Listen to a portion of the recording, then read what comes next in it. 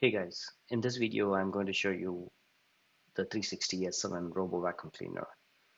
If in case you're wondering whether this fits you or not, whether it'll work in your houses or not, this video should help you.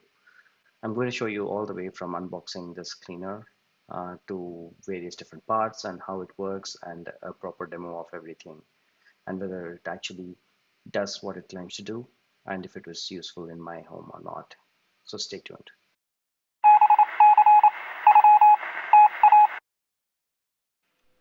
Okay, so here's the box right off the Amazon packaging. I'm right about to open.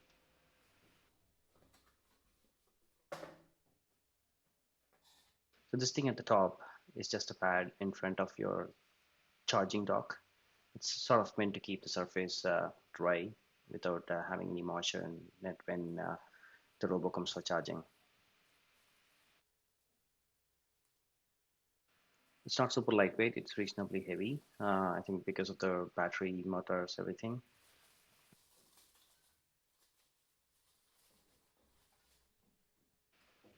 And this one, so this one is the mopping pad. If you're putting the vacuum cleaner in mopping mode, this has to go in the front. So this also has the water tank. So um, there's a hole at the front, the blackish cap. That's a rubber cap that you have to open and fill water inside.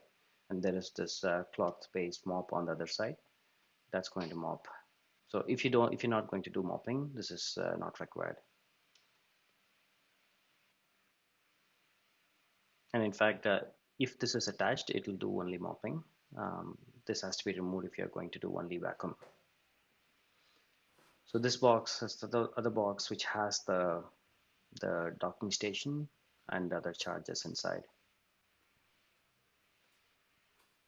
Yeah, so this one is the charging station. So you're supposed to be keeping this charging station right against the wall. There are enough instruction in there, but just keep it right against the wall so that there is support at the back when the robo comes for docking and charging. Yeah, these are various universal adapters, power adapters for the socket. Yeah, this is the charging adapter that goes into the wall socket, and the other end connects to the charging dock. Okay, now the robo is freshly out of the pack. Nothing is done. I have set up the charging station.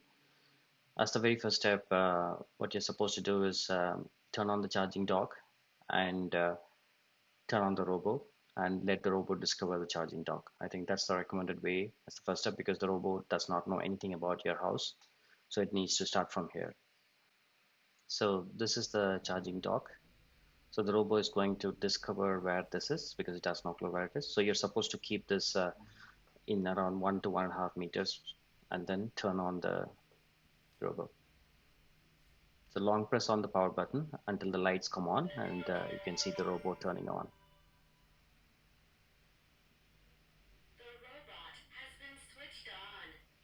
Right after turning on, the robot does not do anything. You press the power plug button and the robot starts to look for the charging dock in its vicinity. And once it finds it, it automatically goes there and docks and starts charging. And that's the first stage to set up your robot.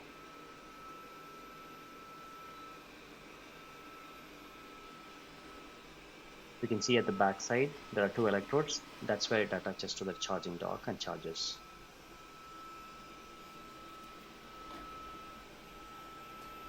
And here it is attached to the charging dock and you can see that it's charging.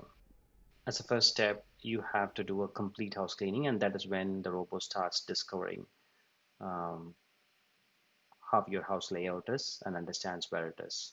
I'll show you a demo of that as well. Okay, now let's see the lighter and slam in action. So basically, when the first time robo comes into your house, it has no clue about how the house layout is for it to traverse through the various different rooms, right? So lighter and slam help the robo to figure out the complete layout of your house. You can see that the layout is continuing to form as the robo moves through the room. and over time it builds the complete layout of the house. So this happens the very first time when you turn on the robo and do a full cleaning of the house, and it takes some time, quite some time. Then on, the cleaning is really fast once the layout is discovered. LiDAR stands for light detection and ranging, and SLAM stands for simultaneous localization and mapping. Pretty much, LiDAR helps in measuring distances between different objects on the robo, and SLAM is the algorithm that helps build the layout based on the various measurements that made with LiDAR. Okay, so this is the app that you can download from the Play Store, and it can just detect your robo and configure it with your Wi-Fi and all of that stuff. The usual bootstrapping process of the robo happens from this app. It fairly does its job well. You can also see there's this red box around this area, which is actually the region that you can probably block if at all required. You can use the block off option that you see here and block certain areas where you don't want the robot to go and do the cleaning. So that's very useful as well. Once the full mapping is done, you can mark the blocked off areas, and then the robot will never enter those areas. So there are various different options available in this tools menu, and I'm going into settings. So here you can see you can set the device name, you can adjust the volume in which it speaks. You can also turn off the lights, device light. So the carpet mode helps the robo handle the carpet better. It in fact it varies the suction level if it detects that it is in carpet mode, and so there is more suction when it is in carpet mode. And then you can also handle multi-story management where you can save different maps and load if you're in a multi-story house, etc. You can rotate map, reset map, and start fresh if required. You can just rotate map is pretty much just your viewpoint. Nothing changes really, but you can just rotate and keep in the way you feel comfortable looking at the map. One other important one that is worth highlighting is the schedule option here, because like you can completely schedule cleaning. Like given a time, you can just ask the robot to do the cleaning. You can confirm whether it is a backup and mop or just mop only. All of that is available. There is also an option for cadence, and pretty much once set every day or every based on the cadence, the robot will automatically do the cleaning. So the other option is the change of the power levels. So typically it's in standard mode, but anytime you can actually change the power, like even when the robot is doing the cleaning, you can just go and tweak with the power mode and it immediately switches to that mode if you think that there is more need for power. And another option that I want to show here is actually the area scanning, because typically you don't want to clean the whole house each time there is, there is something to be cleaned, right? Many times things happen at specific areas, and then you may want to just clean one room or one specific area. Sometimes something spills over and things like that. So all of that is possible. So this section, as you can see at the top, there is an area section where you just go and then mark an area in your house and then just ask it to mop or clean. You can also configure if it wants to clean once or twice, and of course you can change the power setting as well. This to me looks very handy because it's very useful and you don't want to always mop the whole or sweep the whole house. So you can just, as you can see, you can just mark the region and then ask it to sweep. And typically the robo, idles in the charging dock. And once you ask it to do the sweeping, it comes from the charging dock to wherever you asked it to sweep, and then does the job and goes back to the charging dock again. In this case, I'll show you a video shortly right now. So the robo has entered this area that I marked. Yeah, so uh, this is the video of the robo actually in that place trying to do the cleaning. Very first thing it does, as you can see on the right, the screenshot or the video of the app. As you can see on the right, the video of the app as well. The robo goes around and first marks the region and ensures that there is no obstacles on the marked region, and it is clear to do the cleaning. And then you can see that it is going to go and sweep. Right now it's also in the sweep mode, it's not mopping, but you can see the efficacy of the robo.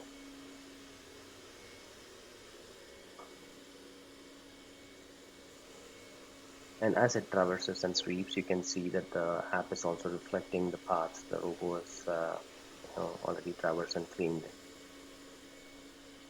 And the interesting thing is, this whole thing is available. The app is available, and all the data is available, even when you're not in your local Wi-Fi network. You can, in fact, control this from anywhere in the world. So it's available over the internet. You can see that as it goes along, it sort of has done a great job. Just in the standard mode, pretty much picked up all the papers.